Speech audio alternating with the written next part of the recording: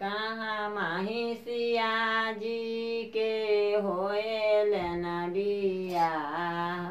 के ही जे भेजलन सागुना हे अवधपुर नगरिया में सिया के बियाह भेल दशरथ भेजलन सागुना हे दशरथ भेज लाना लहंगा पाटोरा सासू कौशल्या भेजलन पनवासनी हे सासू कौशल्या भेजलन डाला हे दौरा भेजलाना पंखा लगाई हे सासू कौशल्या भेजलन सिंघोरा भर सेंदूरावा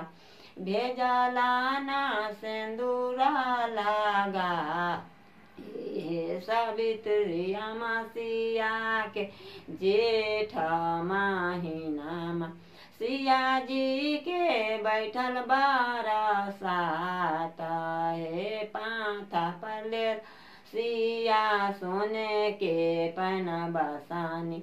चली भेलखिन बारा पूजाना हे माथा पले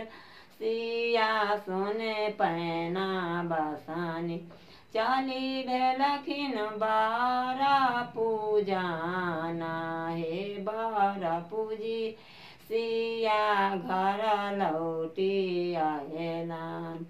दुआरे पर ससुर जी जेठार ससुर जी के पैर सिया जलवा चढ़ेलान। धीरे धीरे बेनिया डोला